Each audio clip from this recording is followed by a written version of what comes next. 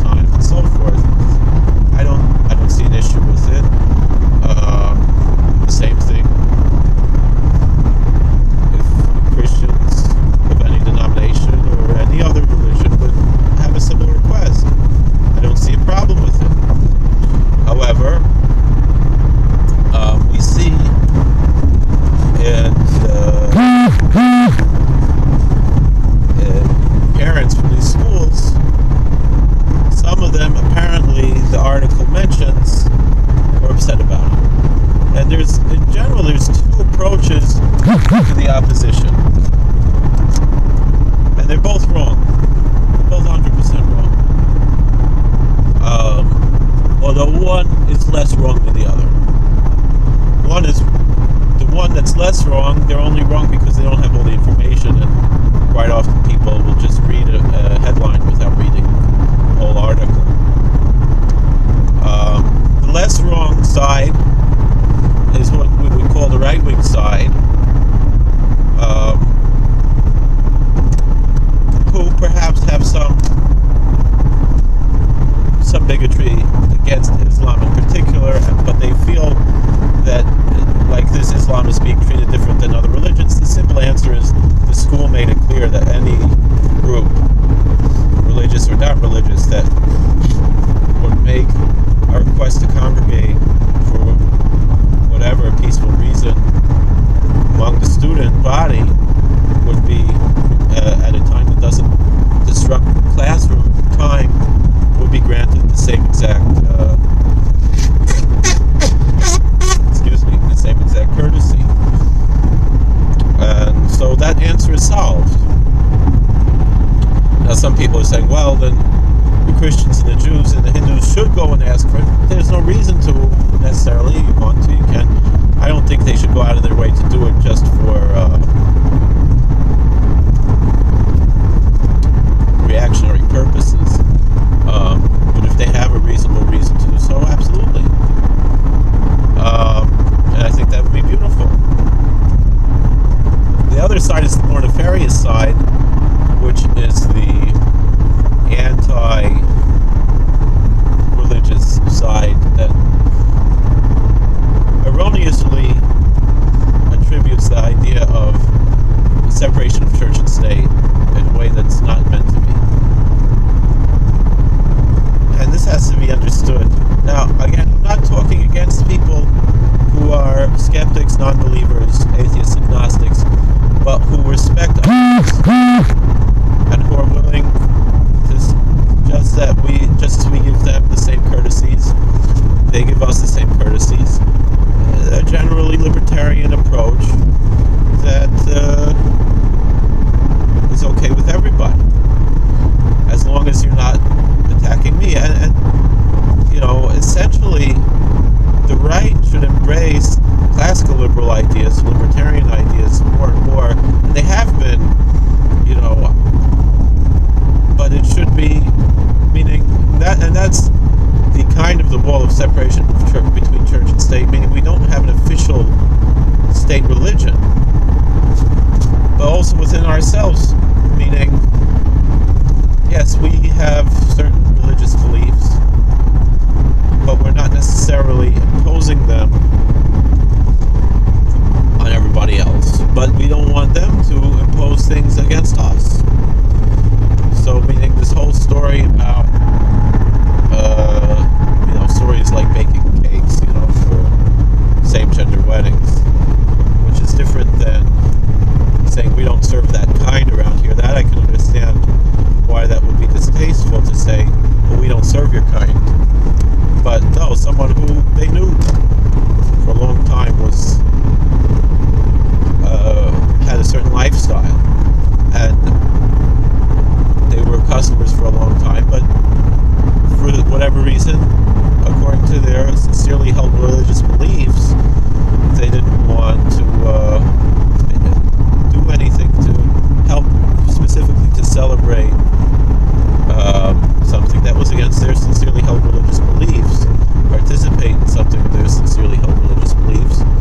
And I think that type of courtesy should be extended both ways. You know, again, it's not saying we don't serve your kind around here. It's saying that, you know, it's the same. I mean, because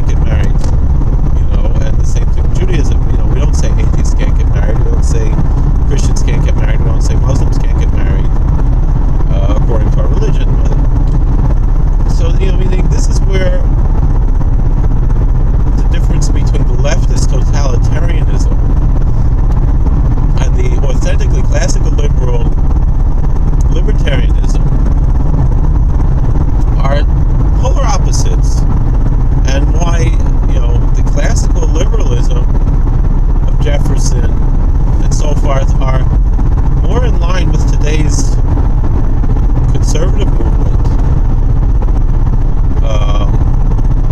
than they are with today's leftist movements. They're also not, and the thing is, the left has many different ways, and the right also has many different ways, and there are different types of right. I often say that the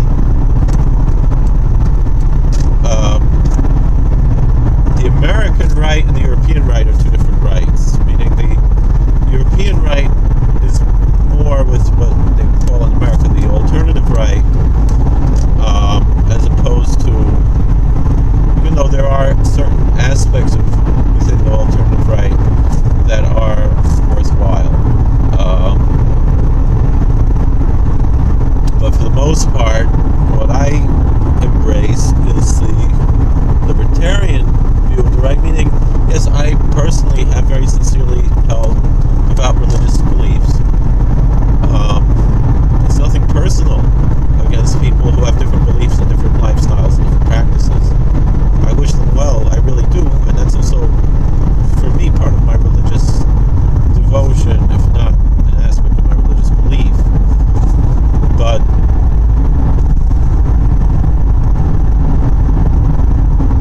it's part of perhaps my religious practice based on my own religious belief, which is different. But there's what more to discuss. Essentially,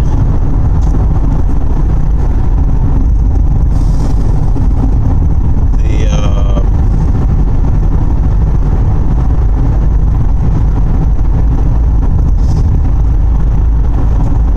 issue that we have here is like this.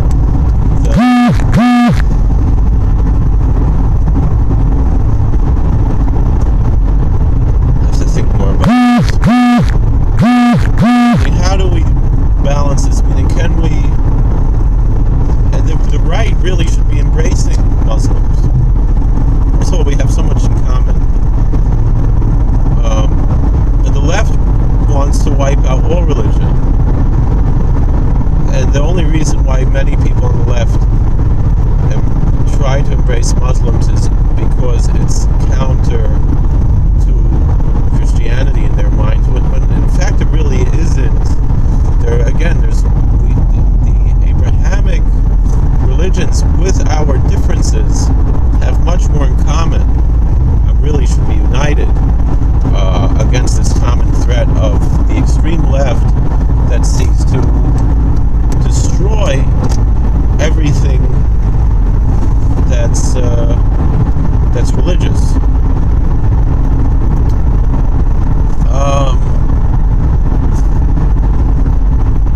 However, I think there's confusion there, and so really, also you have to understand, where is this idea, freedom of religion, the separation of church and state?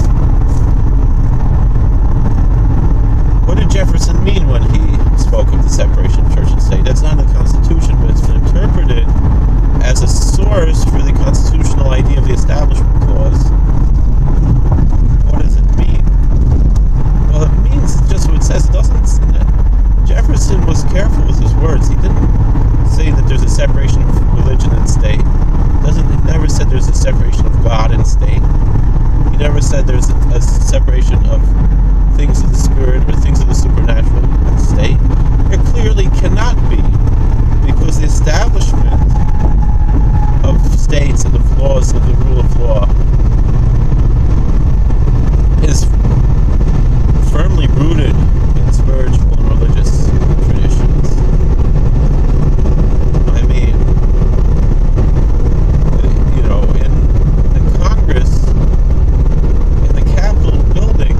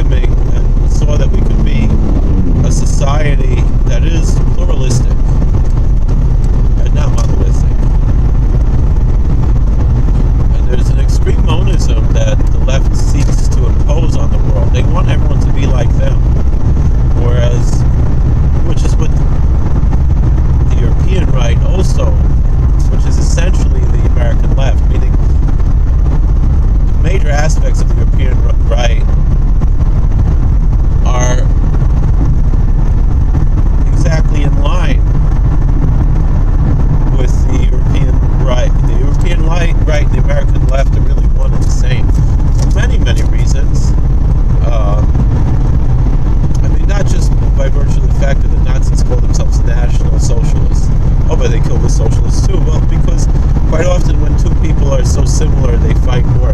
There's a joke I heard, and you can say it about Jews or Christians. I mean, we see it in our communities.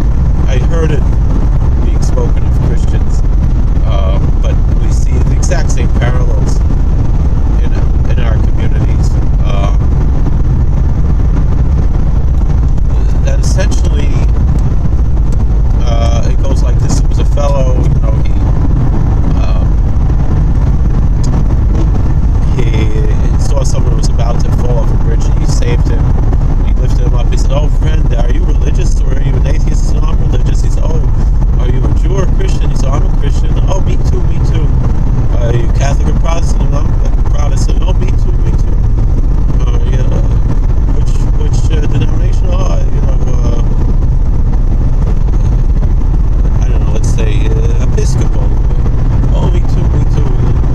"Are you from the, oh, we're peas in a pod here, we have so much in common. Are you from the, this schism or that?" He mentioned, two different schisms in the church. I don't know much about, are you from the Episcopal Church of America or Episcopal Church USA? Two schisms in the church. I think, I could be wrong, I'm not sure, but I think there are schisms like that. I think those are the names of some of the schisms, and he said the opposite from what he was, and I said, and then I pushed that heretic back into the lake, it's the same thing. The National Socialists killed the Socialists because they were so close, and there was jealousy because of their familiarity breeds contempt. And also there's a lot of other things, a lot of other similarities between the extreme American left and Nazis. It's very clear, but it's very well established. And people, they say it's not, blah, blah, but it's very, very clear that it is.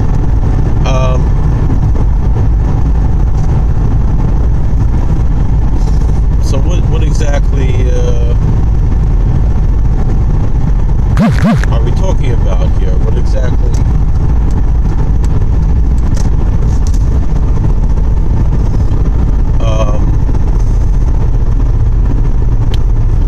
Going back to the story with the school, that's why, when Jefferson never intended there should be a total separation of religion and state.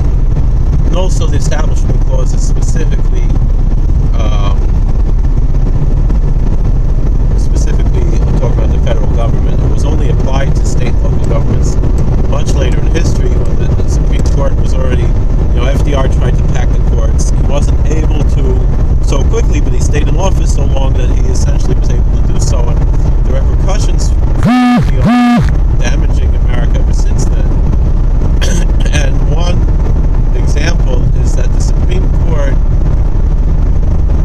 essentially codified, ruled that separation of church and state does apply to the states. This was a progressive goal. Originally, the states themselves had to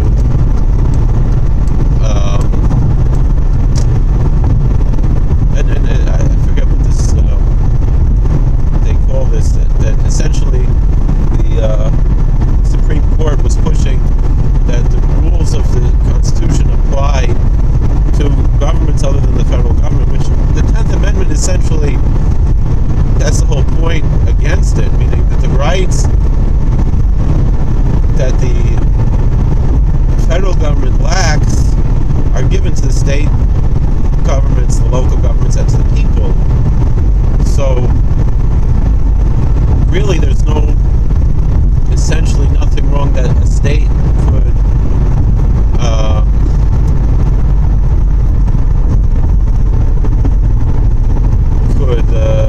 make its own laws, unless the Constitution specifically bars it from doing so. Like when we amended the Constitution to abolish slavery, it specifically said in the Constitution that to be a member of this union of states, you're not allowed to have slavery.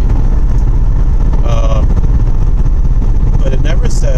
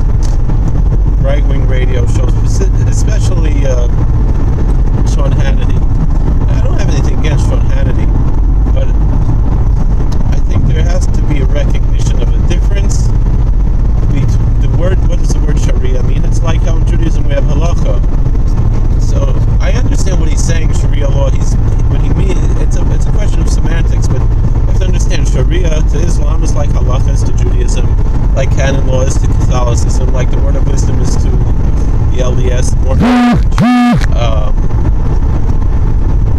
and other various groups. They have their canon law, and that's what Sharia is to Islam. And when you say Sharia law, he means theocratic Sharia.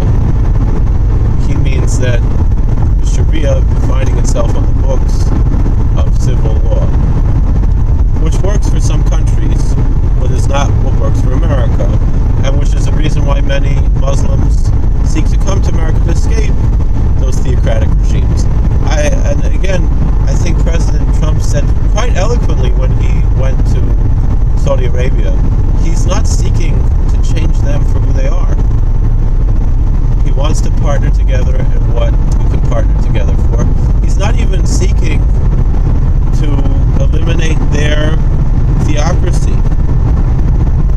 The only thing he's seeking to eliminate is terror.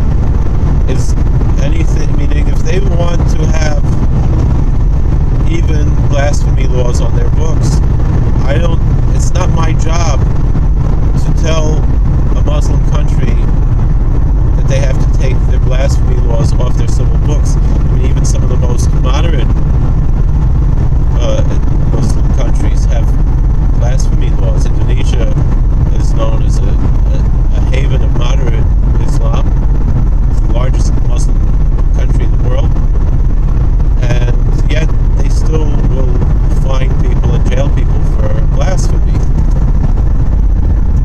So,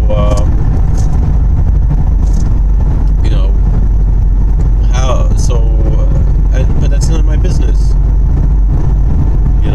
I don't have an issue with that. If that's what they want to do, let them do that.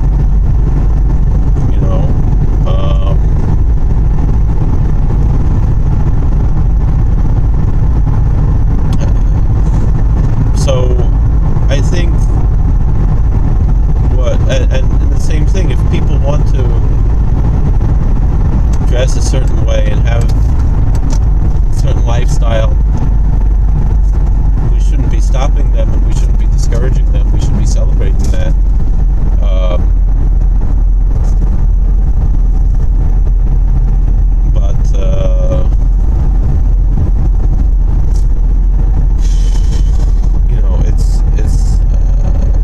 I think, Sean Hannity and others, they have to learn the semantics. We don't have a problem. We shouldn't have a problem with people who pray 5 times a day, or who want to eat halal food, or things like that. I don't see any issue with that. The only issue we should have is with people who seek to impose it on everybody else in America. That's not the American way.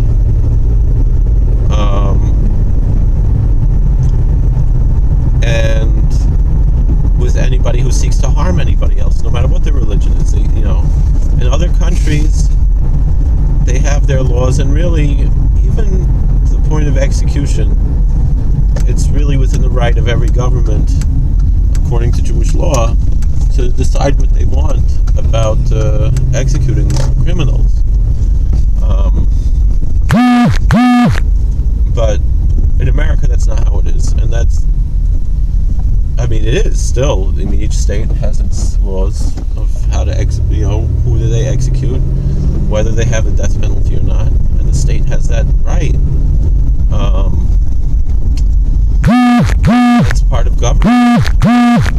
So, really, the issue should be essentially, here in America, we do not have theocratic. We don't have theocracy, and but in other countries they do, and that's their right. And if maybe the people are going to decide they don't want it anymore or something, or that's just how it is in the various countries. I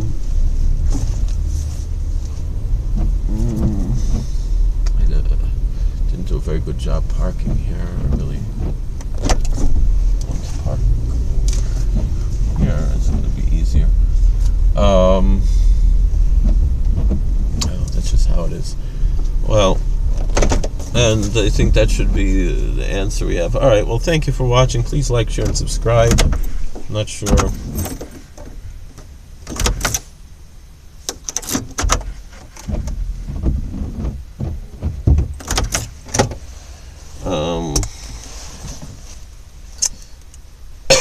Excuse me. Not sure what else I want to say here. Kind of lost my train of thought. But again, we I think really essentially if we would learn this lesson, because most Muslims in America are not radical, and if they're personally radical but they don't seeking to hurt anybody else, it shouldn't really be a concern. The concern is people who seek to hurt others, because we have to, and that's a concern for all people. For more often than not, Muslims are the victims of other Muslims, of the more radical Muslims.